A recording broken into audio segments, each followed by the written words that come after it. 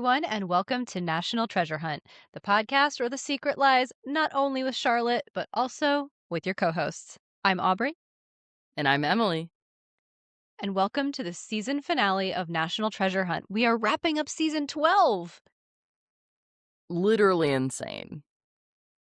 I recently was chatting with some of Brian's colleagues down in Florida, and they found out about the podcast because I'm incapable of not making National Treasure Hunt my whole personality. And they were like, oh, like how many episodes do you have? And I was like, more than 180? It's crazy. Yeah. And to think of like the short period of time that it's been done in is also crazy.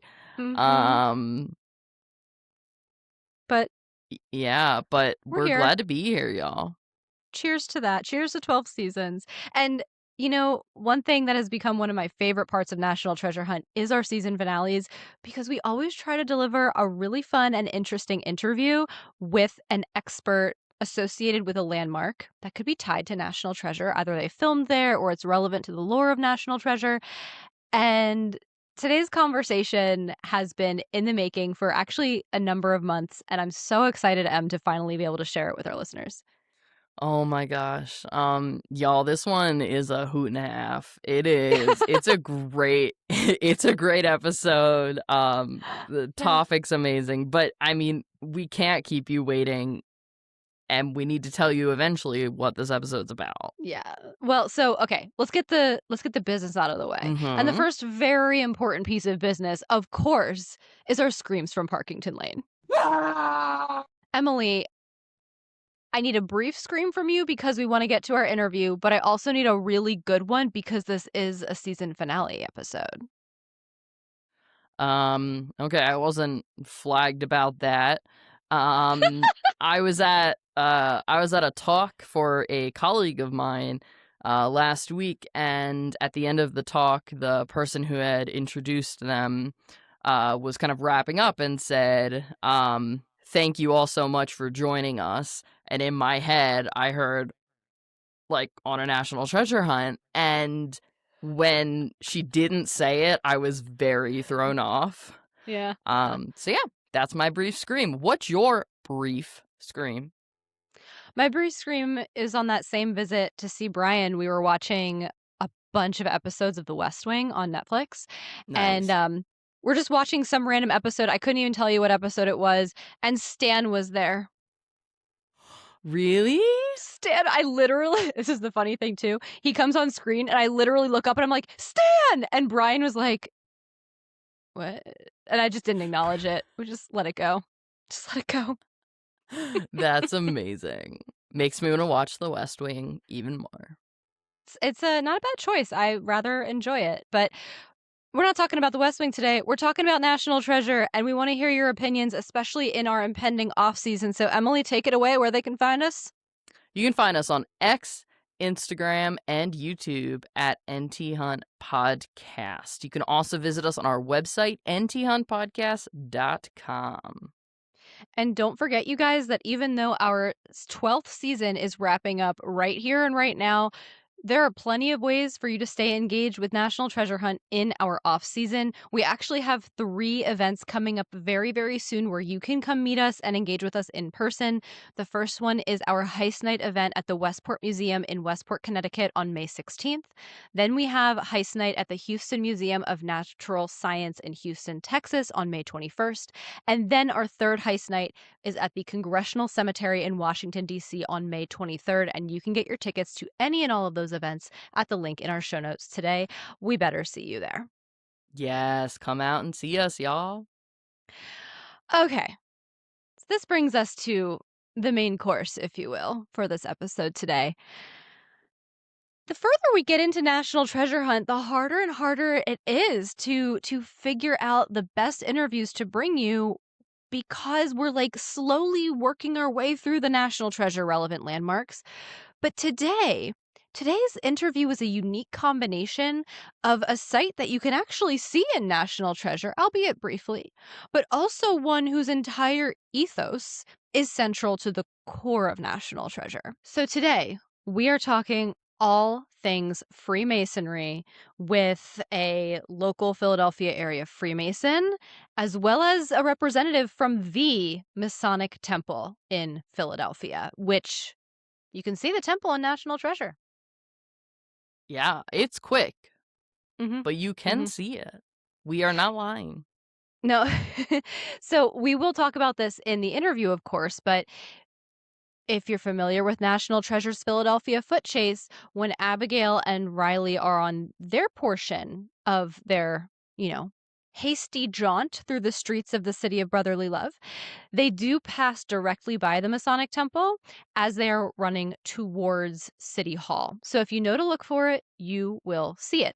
Also, Emily, you and I had the amazing opportunity to take a behind the scenes tour of the Masonic Temple in late 2025.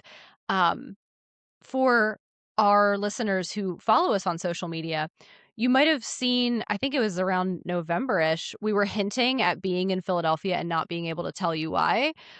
One reason was we were plotting our Philadelphia tour at the time, and the other reason was because we knew this episode was coming and we didn't wanna tell you too much about the temple too early.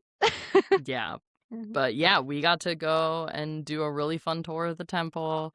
Um, and we're excited to share some mhm. more things about the temple and Freemasonry with y'all. And we will be sharing a lot of content from that visit in accordance with this episode coming out on our social media. So, without further ado, our two guests today are first and foremost Mike McKee, the executive director of the Masonic Temple in Philadelphia, the person who gave us our wonderful behind the scenes tour. And then our second guest today, in conversation with Mike and us simultaneously, is Brother Stephen Pierce of the Cassia Mount Horeb Lodge number 273, Ardmore. And Stephen is the founder of a history media company called America's Rising Sun. These two together are very entertaining, Yeah. and didn't really know each other prior to I our know. conversation, but you would not know that. And that's like the one of the best parts about this dialogue is they don't know each other, but because of their shared, history with Freemasonry and the values that Freemasonry holds, it seems like they're fast friends. And I think that's really, really cool. So, a couple things you'll get from this episode, just to get you excited, more excited than you already are. You'll get some insight into the robust symbology found within the Masonic Temple of Philadelphia. And then, of course, learn how you can go visit those symbols yourself. You will also learn about just a few of the treasure-worthy artifacts that are part of the temple's collection. They really are the keepers of history. And this is always one of my personal favorite elements of our interviews. You're going to hear some ideas for how to integrate Freemasonry and even the temple into National Treasure 3. Yeah. I mean, let's go. Let's go, y'all. Let's go. All right. Well, in honor of our season 12 finale, please join us in welcoming Mike and Steven to National Treasure Hunt. Mike, Steven, we are so excited to have you with us on National Treasure Hunt today. So thank you for joining us and welcome. Thank you. Real pleasure. Thank you. Of course. So we have a lot to get through today, lots of questions for you, because frankly, with folks like you, if we don't get through all the questions we have prepped, our listeners are going to be very mad at us. We're going to do our best to be thorough, but maybe we can start with you, Mike, in terms of an introduction.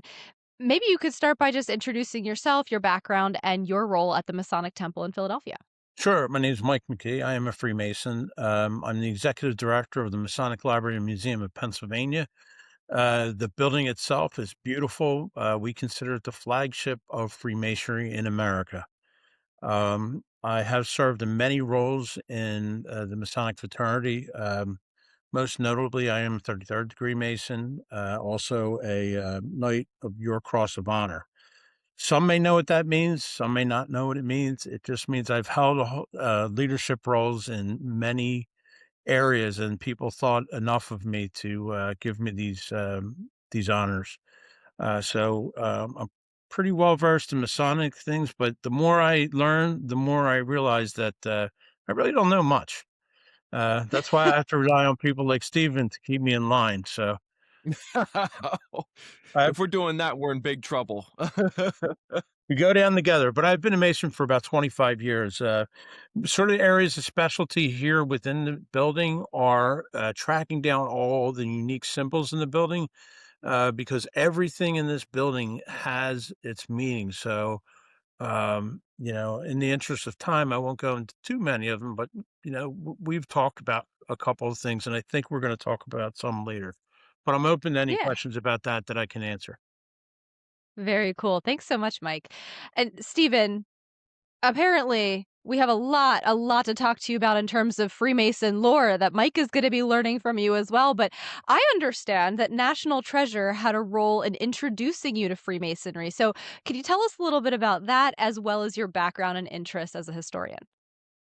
Absolutely. Yeah, no, Michelle wrote a really wonderful article about how National Treasure really got me into not only Freemasonry, but about American history.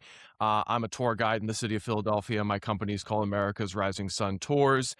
And I was only, I think, 8 or 9 when the movie came out in 2004, and I fell in love with it.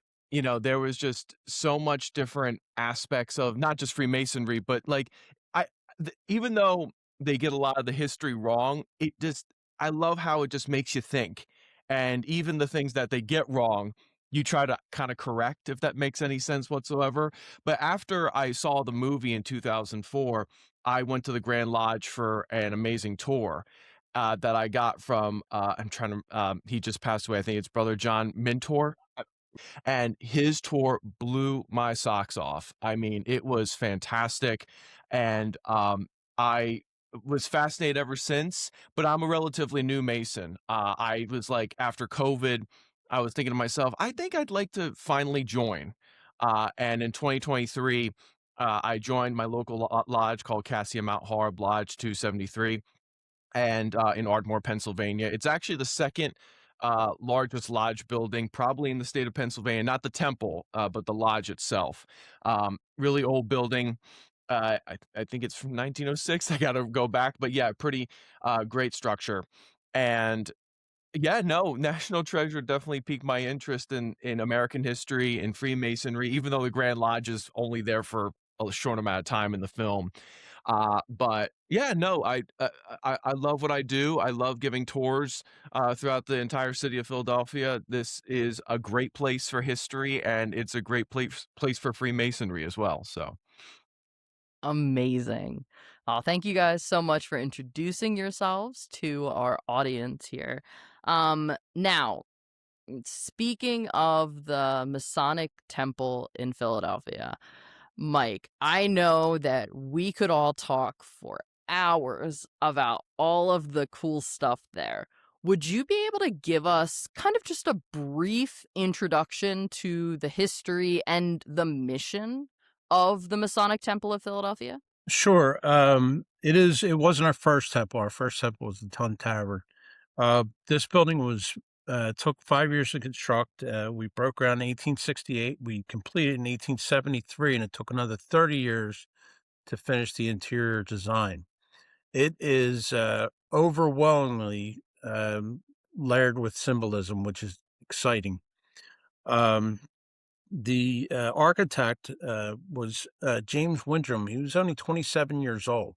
It was one of two designs at the time, and it cost about just over $1.2 million to construct at that time. Now, nowadays we have about $30 million of art just on the walls alone. So we have as theme lodge rooms, which we have one that takes its design from the Alhambra in Spain, another Egyptian room takes its design. I won't get into the heavy details. We have a room that takes its inspiration from Ionia, which is now part of modern day Turkey. Another room that is has re, copied from the Book of Kells. So you'll see that design, and a very Gothic hall, it's Gothic in design, Renaissance hall which is Italian in design, and of course Corinthian hall is our Grand Master's majestic lodge room, which has both Greek and Roman features in it. Mm.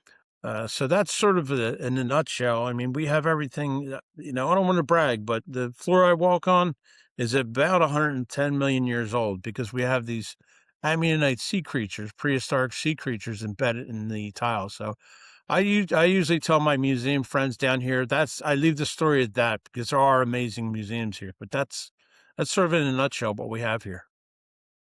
That's really amazing. I have so many follow-up questions, and frankly, just, to be transparent to our listeners, we did have the pleasure, Emily and I, of visiting you late in 2025, and you gave us a wonderful tour, both of, what everyone sees when they come and take a tour, as well as some behind the scenes stuff. And I was just blown away by those meeting halls and the themes, how really on brand they are with their themes. I know it makes the space really popular. This might be a really silly question. Why were those civilizations chosen as the themes for those rooms? It was to excite the mind and really, I mean, we have one goal in Freemasonry. We make good men better. And the symbolism of the societies, the great societies, will make you focus on an aspect or multiple aspects of history and the liberal arts. So they were chose to inspire. They're some of the most inspiring places in the world, and at the time, our grandmasters deemed those areas to spark people's interest because, like in the Egyptian hall, it's not mere decoration. You can read the walls if you're an Egyptologist. So there's nothing, and there's also some interesting connections in that in Renaissance hall. Um, and that's why it was chosen, really to excite the mind, and it has done for many generations. And again, the symbolism and the lessons of Freemasonry are in the walls, plain as day. It's hidden in plain sight. Maybe I can ask one more follow-up and say, I know there's so many symbols and you are an expert in them. If I were to ask you today in April of 2026 when we are recording this episode, what is your favorite one of those kind of hidden symbols? What would you say? It it would be the level. That's Okay. there's a man holding a level in the building. The man is of no interest, but the level reminds us, and we take it from Shakespeare, Act Two, that we're traveling upon the level of time from whose uh, travelers born. Wait, come on, Stephen, help me out here. We're traveling level of time from whose born no travel returns. So it really says level sets us as human beings with each other. We are traveling on a level of time. We're not traveling up a ladder, down a ladder. There's no, uh, you know, nobody's above each other. We just meet on that beautiful level of time. And that's the great equalizer, and if we approach everybody like that, we learn, no judgment, just, hey, tell me about yourself and tell me what you know. And you learn so many amazing things that way. That's so inspiring, and I love that. I remember just that kind of that tolerance and kind of equalness being something that was really, really present, when Aubrey and I got to visit, which is great. I will say, we are National Treasure Hunt, so we do need to get to the national treasure of things.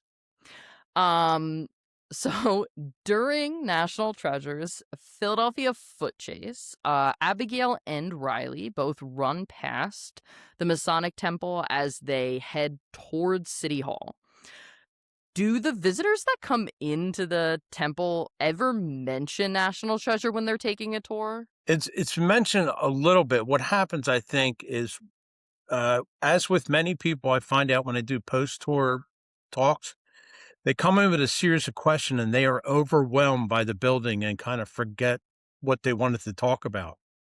Now, as a matter of course, as I mentioned earlier, I dress in a way to be very, very approachable. So I'll go ask people about the tour afterwards and they'll be like, oh, I wanted to ask, is this the National Treasure place? I'm like, yes, it is. So it does come up from time to time. I wish more people would engage, and I invite your audience to come and see it. And if there's fan clubs, things like that, get together as a group and ask for Irish Mike. and I can give a symbolic tour as well. The easiest Oh way my to gosh. remember me, look at this face. I'm Irish, and Uh, I'm Mike. and this is why we have YouTube now. People will be able to remember your face, That is and this true. is perfect. Regrettably. It's really cool to hear that though, because we have done so many interviews at this point, Stephen, as you may know, with folks from landmarks that are featured either, a little bit or a lot of it in the National Treasure movies. And one theme that we hear quite consistently is National Treasure has increased interest or visitation, or at least changed who is interested in visiting my site. And it's interesting to hear that that rings true at least somewhat for the Masonic Temple in Philadelphia as well. We would certainly encourage our listeners to go pay y'all a visit. Um, It but has driven membership. I mean, we've had an wow, influctuation of members that wanted to find out more, and, we have got some phenomenal as Stephen is one of them. He doesn't have a big ego, so I don't wanna make you blush here, but we had a spike in membership about that, and what we were left with were very curious folks um, that ascribed to the philosophy and really, were open the path to enlightenment. that's so cool. That is, I don't think we've actually heard that confirmed before. So that's amazing. Thank you for Yeah. sharing. You know, Stephen, as someone who was so deeply influenced by National Treasure, both in terms of becoming a Freemason, but also pursuing history in your career, what what role do you think, bigger picture, does pop culture, including National Treasure, play increasing public awareness of Freemasonry? And I would be curious in pressing this a little bit further and asking, is this awareness generally seen as positive or negative within the broader Freemason community? Because I don't know how Freemasons in general feel about National Treasure featuring their organization so prominently. Absolutely. No, I think it plays a humongous role in our society.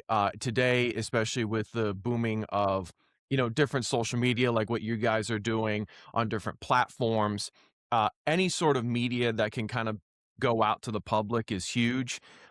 Because it's like, it, sadly, in a lot of ways, people don't read as much anymore. So they get a lot of their influence from TV, media, social media, and there's a lot of great content creators that are trying to promote these ideas that are going to get us into both visiting, historic sites and also getting engaged in local communities. I think that a big reason that we have a lot of problems right now, not only in the country but in the world, is lack of groups like Freemasonry. There's a great group called, a great book called Bowling Alone by Robert, I think Patterson, I believe. It was made in like the 90s.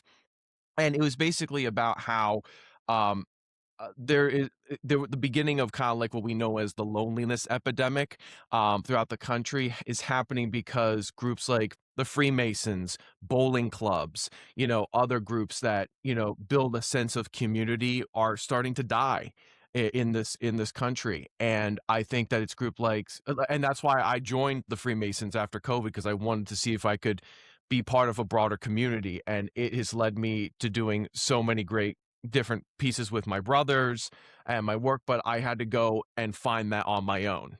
And I feel Right. like it's hard for a lot of people to do that, because one of the things I love about Freemasons is that we don't heckle you. We don't try to be like, you gotta join, you gotta go on your own accord. You gotta do that Right. in a lot of ways. So that is um, yeah, that's Okay. that's a big thing I like about it. It's not we're trying we're it can hurt us in a lot of ways because it's hard to recruit people, but I like that it's kind of like you got to figure it out yourself in a lot of Okay. ways. So, mhm. And National Treasure is definitely doing its part in trying to at least portray the Freemasons as an incredibly noble society. I guess so the punchline is Freemasons aren't generally mad at National Treasure. Is that accurate? I mean, from what I've seen, I don't think so. Okay. It's it's like National Treasure and Dan Brown stuff. Like, they're both pretty Mm, Dan Brown stuff has kinda pushed a lot of Freemasonry stuff. I haven't watched enough or read enough about his things. I've heard that some Masons who've read Dan Brown stuff are kind of like, they don't portray us as good as say National Treasure does.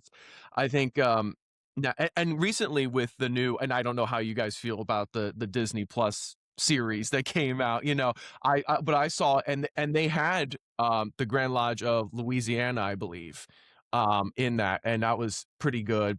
It, and then the second one, I don't think they really touched upon Freemasonry too much, but it was, yeah, it's I think it's a really good portrayal, even though it's fictionalized in a lot of ways. And when as we get on with this interview, or I can talk about it now, there is a book by a guy named John J. Robinson called Born in Blood, which tries to tie this idea of Freemasonry to the Knights Templar. Um, it's kind of controversial. It doesn't particularly hold water in terms of pure history, Mhm. but I'm wondering if when they were doing research for the movie that they might have tied it in at all. Like they might have Interesting. done some research on it. Mhm. Okay, that's really interesting because I was actually, kind of wondering, like you just said, they make a connection in the film, or they try to make, a pretty clear connection between the Knights Templar and Freemasonry. Um, what connection, if any, actually Well, exists between the two? I could tell you from so one of my I am a knight, a Star Knight. But to answer your earlier question, in a general sense, Masons have a positive view of National Treasure. You know, you're always going to have your detractors, but they think it's it's entertaining, it's fun, they like it. Now, the Knights Templar, what the connection is, it's not there's no connection between the Knights Templars and Freemason, historically speaking. Now, somebody's going to argue with that. I don't care because I got Stephen with me, so I'm good. I got good backup. We know a couple good scholars, I'm pretty sure.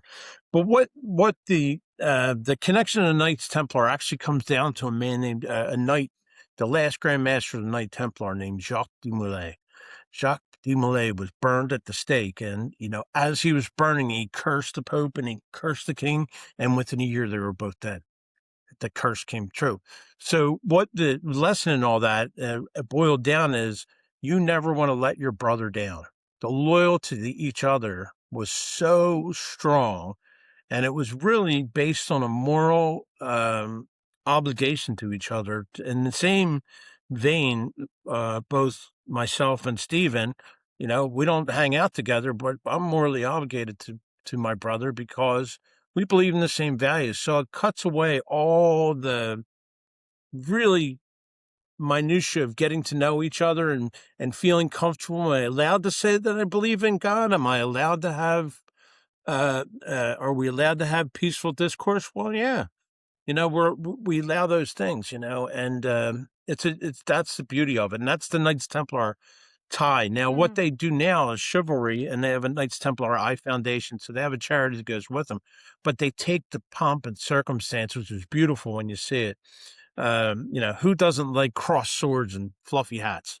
Um, but it takes the lesson of sort of brotherhood and it borrows that lesson in chivalry. Simple things like, I hold doors for people. Can they hold the doors for themselves? Sure, but it's a chivalrous act, and maybe that person, that's something to make him feel good that day. You know, Mm, that's sort of the mhm. tie-in. Hopefully, I answered your question. No, Yeah, I yeah, definitely think so. 100%. And in 1919, they actually made an organization called DeMolay, which is to kind of introduce young men into Freemasonry without becoming a full Mason, because you have to be over 18 years or older to be a Freemason. So it's a great organization. I was almost actually in charge of one of the groups. So Cool. Nice. yeah, Oh, hmm but I That's so didn't. cool. I was too busy. As I an can't imagine that. Well, as an advisor, they call you dad. So if you ever see somebody on a turnpike with like 15 children of all different walks of life calling one single person a dad, and they're all the same age, it's not a miracle.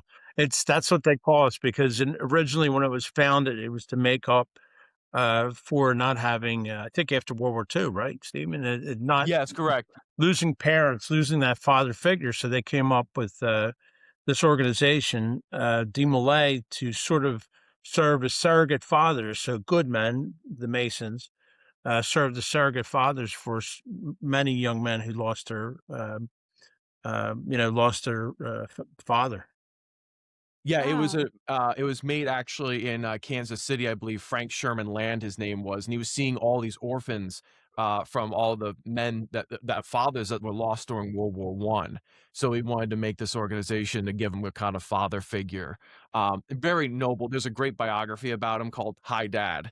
And he was a big, he was also a big, ally to Harry Truman, who was also a prominent Mason. They both grew up in Kansas City. So, And to Interesting. tell you the connection, we have um, a court of honor. We have we have members that get together, the Legion of Honor, they call it, and we just did this on the 18th. We break bread with each other to remind ourselves of our commitment to the youth and commitment to Wow. each other. And Oh. we just did that. Actually, we just did it over a staff meeting here at the temple to educate the entire team. There's two of us are Legionnaires, and one Rick Friedman, the guy who's just a fascinating human being. He works here with me. And we broke bread together, and that's what we're required to do every March 18th. And how do I remember that? Because I'm Irish, and it's the day after St. Patty's Day. So, of course, Irish Mike, just keep it in your head. There you go. You'll remember me. Irish Mike, I love it so much. Well, you've already mentioned, examples of how the the Freemasons have tied themselves historically or been affiliated historically with different points in American history. I'm going to take us back to super national treasure relevant history and ask, what can either of you tell us about Freemasonry at the time of America's founding? And how is this similar to or different than how the organization operates today? Since obviously, 250 years famously have passed since the founding of America. So I'd love to hear a little bit about that, especially because National Treasure does focus on early American history so much. That sounds like a yeah, student question. I talked too much last time. Take it from here, brother. You got it. we actually, I to answer that question, I think we actually should go back to the founding of what many people call modern Freemasonry, which is like 1717 in London, the Goose and Gridiron. I actually just visited the Grand Lodge of London, which is not the Cool. building that it was previously, but it was a tavern in 1717. Great museum though that they have today. Um, and it was really much founded, again, tying into what we were talking about, the Knights Templar, as a more bring a lot of those ideas of the original Masons, ancient Masons, some of Templars, but bringing those ideas into the modern Enlightenment. So bringing up ideas of democracy, tolerance, helping one another. I love this one saying from my fellow brother, and Cassium Horb, brother Brian. He said, before there was uh, people who could really like, there was organizations that could help you. There was Freemasonry. Before there was organized charities, there was Freemasonry. Before there were, um, uh, now I'm blanking on what the term is. Psychologists. There was Freemasons. Like these were this was a place that you could come and you could talk about your problems, and you still can, Mm. and you Mhm. and you should be helping one another. So that's the basis of when we're talking about colonial America, when we're setting up, establishing this new, you know, colony and this new country. This is a place where men can kind of not only collaborate in creating new institutions. Like I find it very interesting when Benjamin Franklin made his first trip to London in 1724 to become a printer. He got really interested in the ideas of Freemasonry because it just was birthed. It was the first 7 years, first 8 years of its being birthed in London. When he came back over here in 1726, he established something called the Junto, which is this group of men to talk about different issues of the day, to build civic organizations. But what was it called first? It was called the Leather Apron Club, which I think it was kind of his way of being like, let's test out to see if I can actually build a lodge here. Right. So Interesting. I think that was the building blocks for that. and Benjamin Franklin is probably the most prominent Mason out of all of the founders. I believe the most in depth. We talk a lot about Washington. I love Washington. I'm a George Washington impersonator and interpreter, but Cool. Washington's legacy as a Mason, I don't, in terms of the work, it doesn't compare to what Benjamin Franklin did in a lot of ways, and he would admit that to you. So, Sure. um, so Sure. a little bit about. I think I answered your question. What was it? Uh, Yeah, I mean, how Freemasonry played a role in early America. Oh, yeah, I mean, yeah, it was huge. So, I mean, and there's different degrees of basically how people perceive, there's conspiracy theories, of course, they like the Freemasons built America. Well, not particularly true, though only in the 56 signers of the Declaration of Independence, only 9 are confirmed to be Masons. And Washington's generals, I think it was like 43% were Masons, but guess who were also Masons? The British. There were British generals, British colonels who were Masons. Benedict Arnold was a Mason. Joseph Brant, very prominent Iroquois Mohawk member, was a Mason, which is pretty. People get shocked when they hear that. And there are indigenous Native American lodges today out in Oklahoma. They actually come over here sometimes to do different ceremonies. And when at the Battle of Camden, 1780, when the British defeated the Americans, one of the most prominent generals was a guy named DeKalb. I think he was Prussian as well, along with von Steuben. I think von Steuben was a Mason. I got to double check on that. But when DeKalb died at Camden, Cornwallis, very prominent Mason, gave him a proper Masonic burial before his death at the Wow. Battle of Camden. So it was kind of everywhere, especially in the English colonies and English speaking world at that period. But it wasn't just one side. We did not just create, America because of some sort of cabal or something along those Ri lines. Do we know if there were more Masons on the British side or on the colonies side? From what I would love to see if I can do some research to see how many British officers were Yeah. Freemasons, but I think there were more Masons on the American side. And Okay. I think you can, and I guess we'll talk about this as we go along, but I think that when you look at the some aspects of the establishment of the country, you can see a lot of really great aspects of Freemasonry that were implemented in terms of the United States compared to the imperial British system. And it also says a lot that, a lot of people think King George III is this overarching, tyrannical autocrat. Well, he actually, while he was not a Mason, he did promote the idea of lodges of men coming together. So it wasn't, again, like a huge thing. The only group that really was really against Freemasonry at that time was the Catholic Church.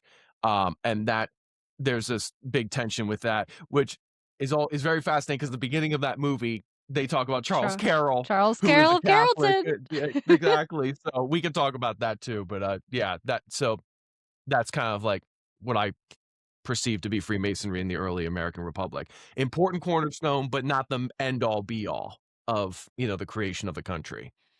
I would agree on that. There's a very special relationship we have here with Marquis de Lafayette and George Washington.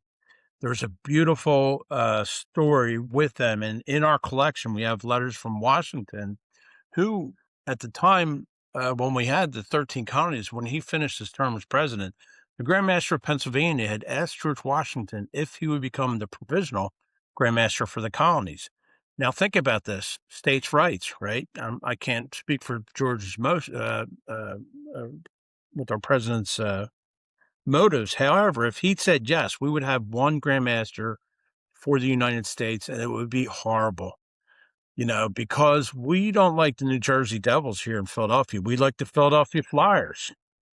We barely get along with our Pittsburgh Penguin adversaries in the other side of the state. So, True. Tampa Bay Lightning and Philadelphia being on the same grandmaster, I don't think so. But to a point, though, these beautiful letters from, Washington and his forethought, we know what he was thinking. We know the principles, and we have some of the letters to back it up. And they are so beautifully written with Masonic terminology, like the great architect of the universe. And Lafayette, what an incredible study in, moral value, and just amazing. And we Mm. know that because we have his letters written in his hand in our collection. We are here of a most important job. We are the guardians of history. That is a very serious thing. We have Bibles that go back to the Mayflower. We have articles that go back before the country, as Stephen mentioned. We're not talking about the beginning of the nation. We're talking about the formation of the nation. And there were a lot of key players, but the principles, even and Stephen, I don't know if you probably know this, in the Hyman Reason, the Digest of Decision, which are public publications, there are Masonic law. You look at those and you look at the early American, you're like, wait a second. I think there was some ye old cut and pasting going on here. Absolutely. I mean, what I've been telling people when it comes to Freemasonry and its influence on the Constitution, on the Declaration, I think there are 5 key points. One is that in 1723, there's this thing called Anderson's Constitutions, which kind of lay out how lodges should be run, and it's so similar to how our state constitutions, constitutions run. Democracy, people changing chairs, the going up the chairs of different officers. That's a huge thing. Tolerance, religious freedom, people being able to preach whatever they want, separation of church and state, those kind of concepts. What was the other 2 I had? Hold on, I had to, it basically, there's just so you can see it a lot. There's So interesting. ritual. I think there's a lot of rituals, especially like in Congress that we can kind of see.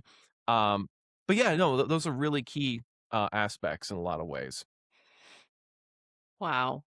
That's so cool. I love that parallel because I think that is something that, like you've even said, Stephen, is clearly something that National Treasure was trying to kind of hinge on, is the parallels that are already there Mhm. between kind of the setup of Freemasonry and the setup of the country as a whole. And, you know, I absolutely love the idea of you saying that you're, like, Freemasons are kind of the guardians of some of this history, and, like, the history that you have is honestly they're kind of like treasures, right? And, like, they need to be protected, and I will say that National Treasure does, you know, suggest that Freemasons harbor a vast treasure, though it is not the only or first, right, kind of pop culture franchise to suggest this.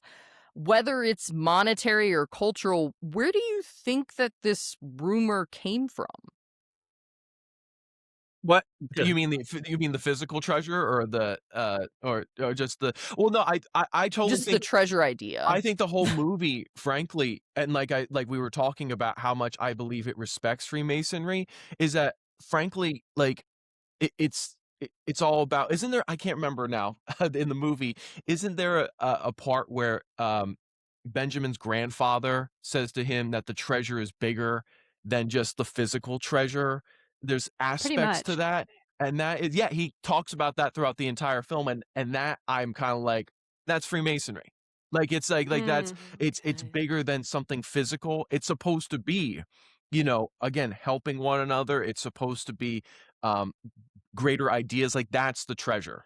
And that's why Mhm. I love the movie, because it really, I think it kind of encapsulates Freemasonry in that regard. Well, Absolutely. and just to comment on that, the original, because some of the original Freemasons were aristocrats, they were wealthy, and I think that's where it comes from. However, we have beautiful sayings in our when we start meetings.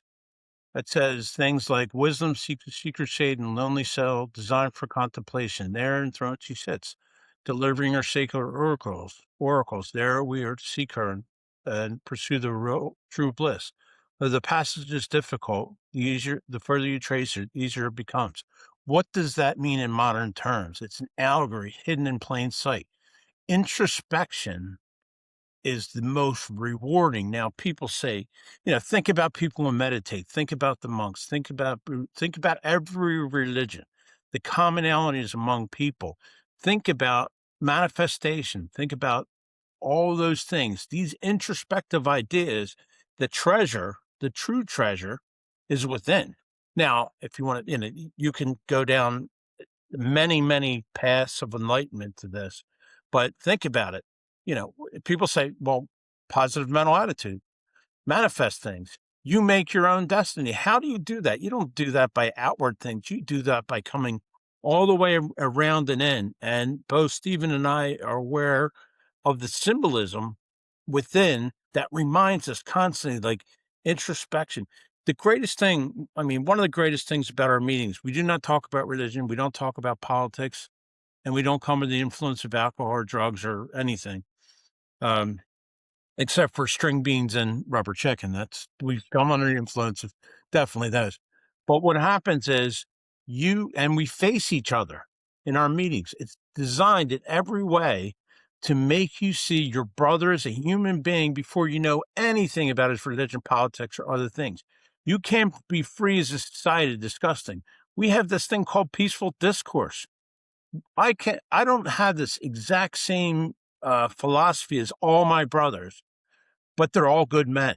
I love them equally because no matter what they stand for, they are true and moral in what they stand for. People think, oh, you're a horrible person because you believe this or that. No, that's not true. You've closed your eye, and then think about this in meditative state. What do you do when you meditate? You close out all the things that will be prejudiced all outside. It's that introspection within there. I don't know if you meditate or don't, I would encourage it. You can find enlightenment within. And that enlightenment is more powerful than any treasure outside. You cannot buy it. And Stephen and I both know that you don't purchase admission into Freemasonry. You don't buy your way into the fraternity. It means nothing. Poor and penniless, it means nothing. But that introspection is so beautiful. And if you've ever been in that sort of state of meditative bliss, you can't buy that. So that's part of the true treasures. I mean, the outside treasures help pay the bills, though. Gonna leave us with that, huh?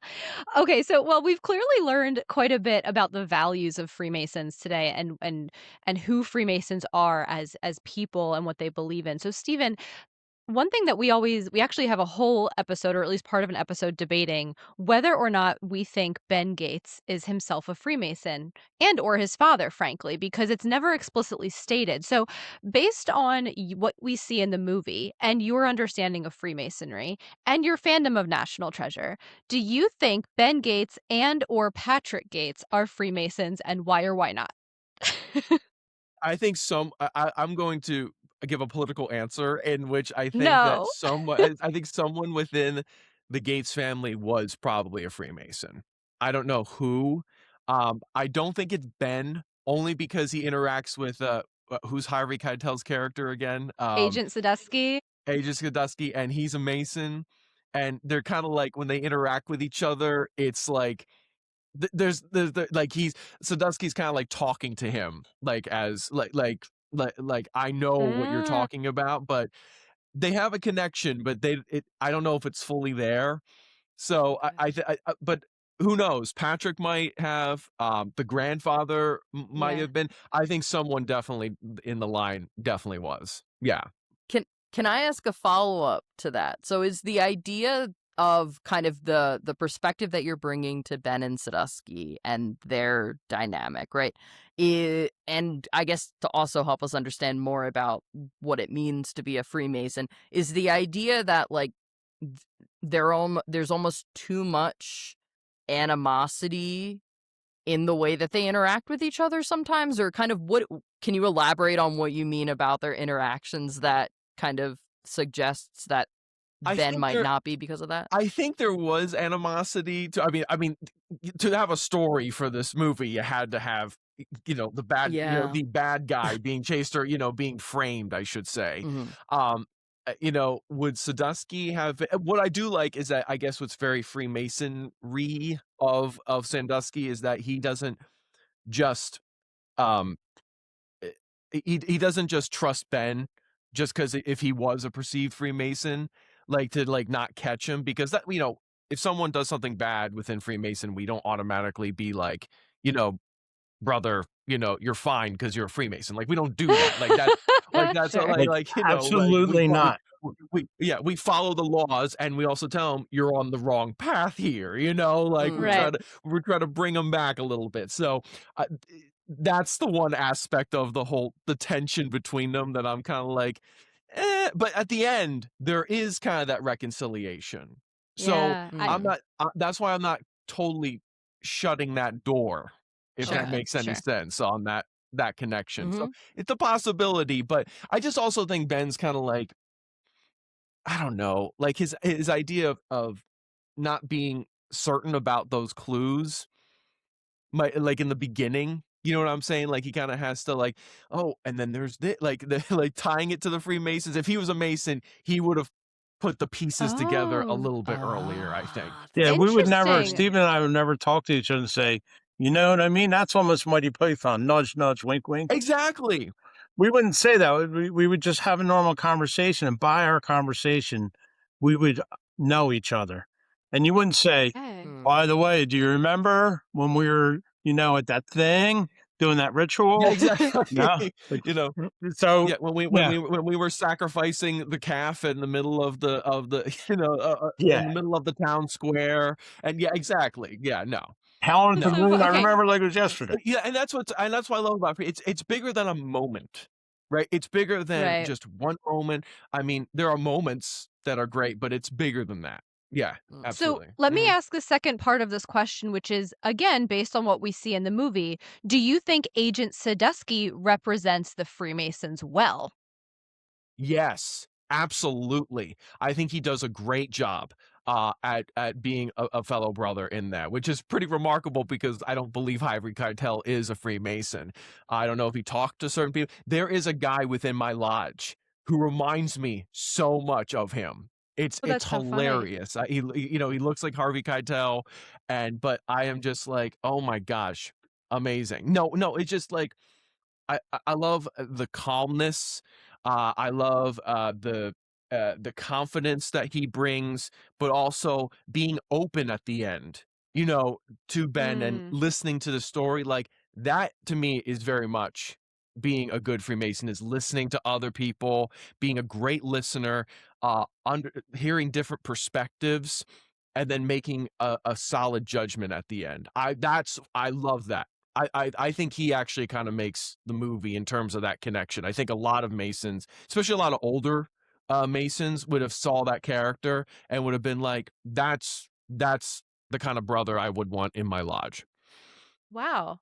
Wow. I Okay. that's what I think. Yep. And Mhm. if you want a real life example right now, like I'm old, I'm older than Stephen, and this Guardians of History is a very serious thing. And I know that my time is at the later end of life, who knows? But Stephen's there to pick it up, the chain, this invisible chain of people that are going to keep this history alive. And it's not alive just for Freemasons. It's alive for everybody because we preserve history. It's good, it's bad, it's ugly, but it's history. And in order to really understand the lessons that we live by, you have to have that honest and sobering look at history. And look at this, like here's Stephen.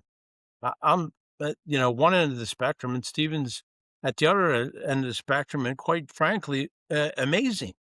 So, No, you know, uh, too kind. no, it's Too people know. kind, brother. I Ask your appreciate ask that. the guys at your lodge. I'm not a. I would not say that unless it's true, and Oh, it's so jeez. exciting that Too kind. that we came together for this. Absolutely. And I Amazing. admire everything that you're doing over there. Again, you are the true guardians of history, and it's just it's beautiful. It's beautiful what you guys do. So I thank you. That was such a sweet moment. Um, I'm sorry, I'm still like it was just so beautiful and genuine, that And now I you're gonna ask something super silly and follow I up on that, know. so good I luck. know. um, I Sorry. guess with that beautiful transition, acknowledging that we're shifting right into silly, kind of as we, start to wrap this up, um, National Treasure 3 is something that all National Treasure fans want. And we were wondering if you had the opportunity to pitch to Disney for the integration of the Masonic Temple in Philadelphia into the plot, what would that pitch look like? I've thought about this, a little I'm bit. shocked. I'm shocked that you've thought about this. No, I've thought about it like in terms of using Ton Tavern as the first lodge Mm, because there's so much.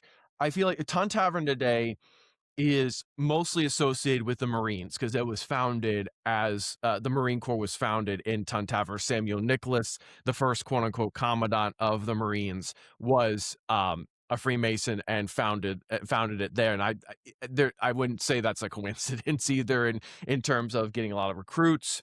And I would love to do something in terms of using the tavern because the tavern burned down in 1781 from a fire. There could be some artistic liberties that could be tied to either a mystery, a murder. Early Philadelphia was filled with so many different things. There's a great story I was just doing recently for a presentation about Brother Benjamin Franklin when he was establishing Freemasonry in Philadelphia, in which the lodge was accused of perpetuating a murder of some sort, and he had to kind of defend it to the public, saying like, "No, this was not us," and like they used our name, So these kind of something that would talk about anti-Masonic conspiracy because you really can't talk about Masonry without anti-Masonry throughout American history. Something that would really talk about that, I think, would be great, especially since a lot of people in this country right now love conspiracy theories. yeah, yeah. And it's Shocked. yeah, right, exactly. And I just feel like something that wouldn't perpetuate that, actually that could deconstruct those Interesting. mythologies, I think could be great entertainment and at the same time educate people.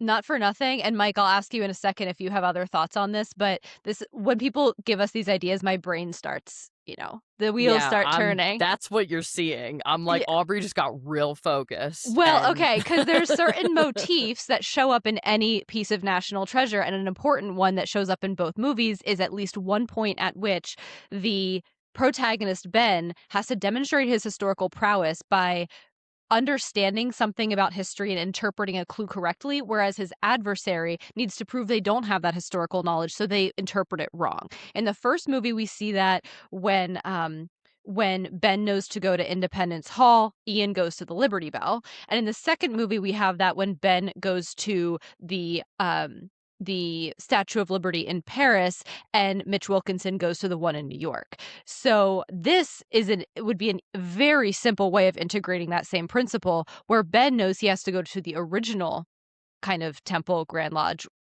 I'm not getting the terminology correct. And the villain goes to the more modern Masonic Temple in Philadelphia. Just saying. Um, We want the hero here. We don't want the hero. Uh, Send him there. fair enough. Fair enough. Fair enough. Mike, did you have any other thoughts about that? How I, you would integrate? I mean, there are plenty oh of my tunnels goodness, within the walls of the absolutely. temple. They have to come here. That's the answer. The symbolism in each of the rooms is amazing. Think about you talk about knowing history, knowing Lafayette, and Lafayette College is, in Pennsylvania is a good research place for this. But the relationship between Lafayette and Washington and Philadelphia is incredible. And you really have to, I mean, I love Lafayette and I started learning French just because of the Lafayette letters. It's a whole story and I'll tell that later. However, think about this angle. Like you think about physical riches and the path to enlightenment and the path to manifestation and true and wealth, physical wealth or wealth. You can find that by just tracing the walls. Like there is so much, like people are looking like, Oh, well, I want to be financially wealthy. Well, how about having enough esoteric power to just actually um, return to a time like, great societies? What happened to the great societies? What happened to the Mayans? What happened? Oh, maybe they got so enlightened that they just said, threw their hands up. And, in theory, the Masons would go down that road and be like, you know what? We've tried everything we have with society. We've given them Shriners Hospital. We've given them ally foundations. We've given them dyslexia centers. We've helped society, and this true enlightenment may be the path. And I know there's an old book out there that kind of follows us. I forget what it is. Um, but there's some truth to that. I mean, that now there is some truth to the there is truth, not some truth. There is absolute truth in the enlightenment part about it. But there's so many historical things here that you don't have to make up. Like Mm. you name it, we have it here. And if not, I'm Wow. Irish. I'll make a story up for it. But I like how you just keep saying, like, "I'm Irish," so that everybody remembers to ask Irish for Mike, Irish yeah, Mike. See, that's the it's stick. But smart. truly, the symbolism here and the oneness of everybody, and we've lost peaceful discord in our society, and the way that Masons have historically and dealt with that is we see each other as humans first. And I'll give you a Mhm. simple example that's illustrated here. We have a room, Renaissance, at the Italian Renaissance, and the Keystone is featured. People are like, the Keystone State. It's not. Every brick leading up to the arch of the Keystone is exactly the same, except for the Keystone. So what's the lesson there? If you don't look like me, you don't talk like me, you don't act like me, and I say that I don't want, I shut you off for any of all those reasons. That keystone doesn't look like anything, and it is the strength of the arch. So by ignoring your fellow human, you may have just ruined your chances at enlightenment, because there's Wow. something that Stephen's got, and I'm picking on Stephen because, well, we're brothers. And that's what brothers do. But Stephen, there's things, there's things I'm so fascinated because I'm in a constant path of just educating myself on everything that I'll never catch up to. But the thrill of the chase is amazing, and I know a lot of guys in your lodge, and Yes, so hopefully they like me. But uh, some of them do. I'm just kidding. But I'm sure they do. there's yeah, you have some really great members of your lodge. But there's that truth that, I mean, it's so simple to love each other. And what do you talk about with meditation? It all ties back to that sort of introspective love, that the power of love is Mm. better than anything on earth. And that's that. And right to what do we talk about? We are in the city of brotherly love. Stephen and I have brotherly love towards one another. It's not, that part is absolutely, now you can wind a tail around that, but the a fundamental truth of it is the city of brotherly love. And here, all these years later, since the country was born, here are two brothers having a good Mhm. moment with people who are not Masons, because Mhm. you could be the keystone to the enlightenment. I mean, by awareness, Mm. by raising awareness, making people think. That's what you do. You make people think.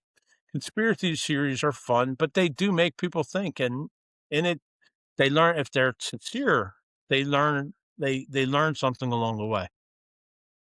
I think that's a really, really beautifully put. Who am I Mm, to pass judgment, positive or negative, on the tenets of your organization? But I can say that I very much respect and agree with mm, everything you've said, especially when it comes to making people think and kind of bridging differences and letting differences mhm. be a beautiful place that starts conversation. So I feel like we could have this conversation with both of you for hours. We're not gonna do that. We're gonna start wrapping this up. one of the ways we always like to do that, whenever we have guests on, we subject them to our classic National Treasure Hunt speed round. So we're going to quickly run through a Steven. list of assumptions that, that I'm someone ready. might make. You're ready? Okay, you already know the game then. So we're going to go through these assumptions based on what we see in National Treasure about Freemasonry. And Stephen, it sounds like you're going to tell us whether they are simply true or false. Some of these we've covered, but we're kind of getting this on the record. You're ready to play? Yes, absolutely. Fabulous. All right. Part 1. The Freemasons were born out of the Knights Templar. Not the modern, not modern. Okay. There's Got different it. aspects. So, yeah. Number 2. The Freemasons were heavily involved in the American Revolution. Not really. I mean, there's, again, influence, but not particularly true. 9 out of the 56 in the Declaration. That's, That's heavily involved. Got it. Yeah, okay, Number fine. 3. They were heavily involved. I'll Heavily. say it. Yeah, well, yeah. Those ones were heavily involved. Gotcha. Just those. So There was other people involved. Yeah. The third one, the Freemasons used the all-seeing eye symbol. Yes, but it's not just for Freemasonry though.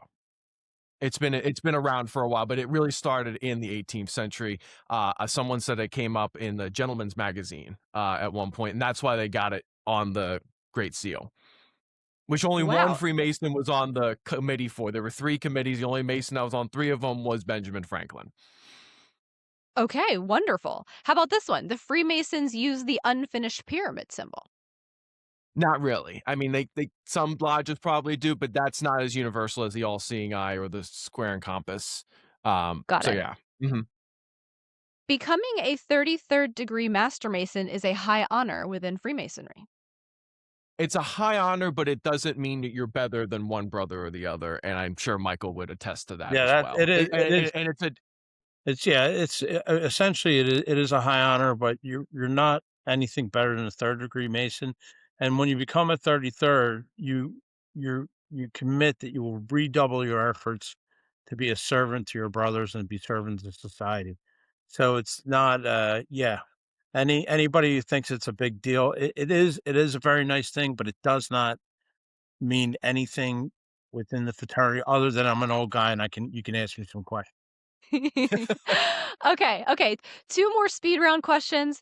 Number 1, true or false, the Freemasons are hiding a massive historic treasure? false.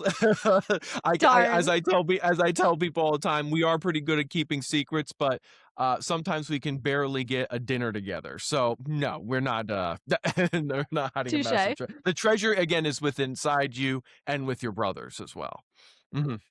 And last speed round, if they were to find a massive historic treasure, the Freemasons would probably advocate for, quote, giving it to the people. I believe so. I would believe so. First, they would want to fund their lodges first, but no, I'm joking. always running on deficit. No, I'm joking. No, we would. I think there would definitely, if we found treasure of some sort, we would be definitely giving it to the people because we care about helping our communities. We care about helping our fellow brethren. So yeah, absolutely. We don't hide the treasures that we have here. I mean, exactly. That's true. Handwritten letters from Washington. We have a Bible that came over to Mayflower. We have, we have artifacts from all of our 1776, 1876, 1976. We have all that and we share it. It's not, but you're right. We would have soup and salad at every dinner if we got one. That's right. We would. That's right. We would actually be able to have a dessert for every meal, which sometimes is not the case. So, for stated. So, oh god, Basic cakes for everyone. Okay. That's right. So, Mike, you've been plugging it the whole time, but kind of your version of this speed round question is going to be, how can National Treasure fans visit or tour the historic Masonic Temple in Philadelphia? Visit us at www.masonictemple.org. Come in, come in, visit, come on a tour. What I love about what Michael's doing, and I love what the Grand Lodge does, especially with their tours in the library, is that they are doubling down on the idea that we are a transparent group of people, Mhm. that we want people to learn about us, and we are not a secret society. We are just a society that has some secrets, as I keep telling people. So it's like that's what I love about what they do. They really I do a love great job of that. that. Yep, Yeah. absolutely. Okay, so Steven, this final question is going to be for you, Okay. okay?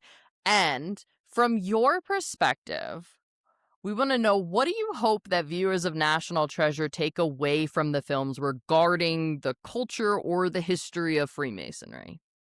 I think that when I take away and what I have taken away as someone who has viewed everything, including the TV shows, is that we are a very welcoming group of men. We are a really we're always trying to have more people join us, and we did play a part in the founding of this country. It might not have been huge, but we did promote a lot of the ideas of the Enlightenment, and I think to continue to be a great republic, a republic that has an active citizenry that is involved in your communities, Hmm. you should definitely be engaged. And I think that Freemasons, while again we don't do any political, organizing or organizing people, we promote civic virtue and Hmm. being a part and trying to maintain this republic. And I believe that that's being a part of a group of men that can help in being better yourself in this free society. uh, I think is important because in most free societies on the planet, there's Freemasonry. In Hmm. societies that don't have freedom, they don't want us. They don't want us, Mm. and that is also evident to many Masons who have been persecuted around the world, and hundreds of thousands that were killed in the Holocaust.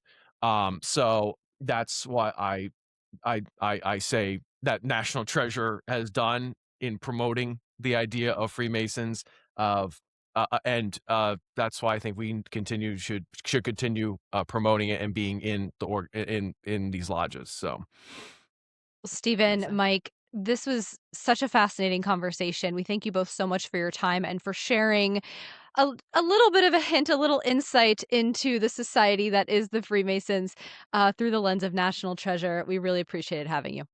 Thank you so much. it was my pleasure. Thank you so Thanks, much. brother. You were great. Thank you, brother.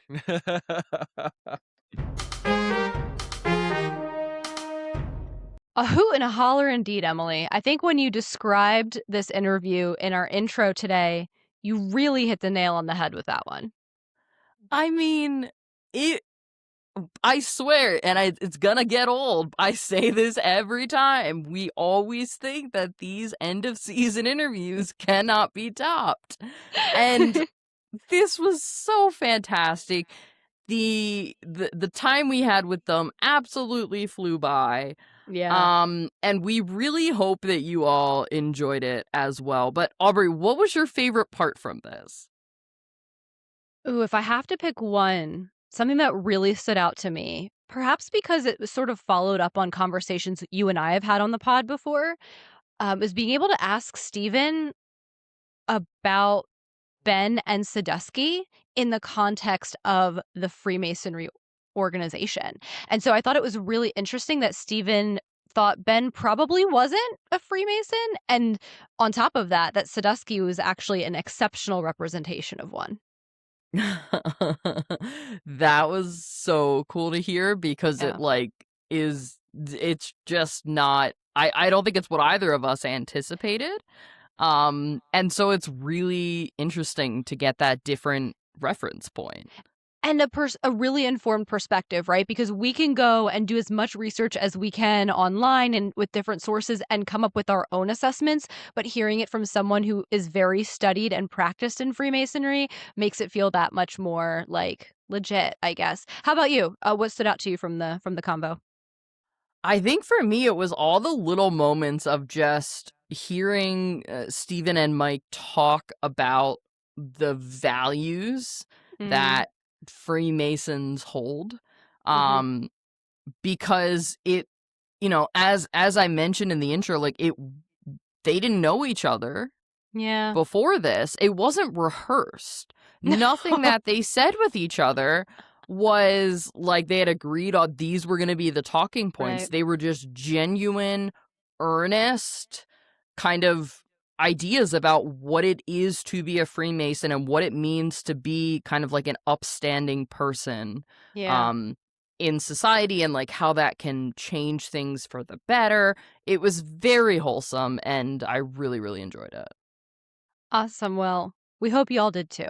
And I gotta say and reiterate to both Mike and Steven, thank you so much for joining us on the show today. We so enjoyed our conversation with you. You are welcome back literally anytime. And we also can't wait to visit the Masonic Temple again. By the way, listeners, if you want to visit the Masonic Temple in Philadelphia, they do offer guided tours Wednesday through Saturday, and you can get your tickets either online at the website Mike mentioned or at the door. So if you're just happening upon, a random visit to Philly, between Wednesday and Saturday, chances are you can go visit and you will not be disappointed. You will not be. It's fantastic. So this is our, casual reminder that this has been the final episode of National Treasure Hunt Season 12. As always, our next season, there's going to be another one. Season 13 will begin airing in July of 2026, but you're not going to want to go anywhere because if we have made ourselves known for anything, it's this overarching feeling that you just never know when we're going to put out bonus content. You kind of do know at this point, and it's relatively regularly. So tell us what you thought about this episode. Tell us what you want to hear from us in the off season. Maybe tell us what you thought about our events that hopefully you're coming to in the next few weeks. You know where you can find us. Yes, and in case you don't, you can find us on Instagram, X, and YouTube at NT Hunt Podcast. And please make sure that you are locked into our Patreon at patreon.com/NT Hunt Podcast for more off-season content. It is a goodbye for now, but we'll be back so freaking soon, you guys. So until then, I'm Aubrey. And I'm Emily. And thank you so much for joining us on our National Treasure Hunt.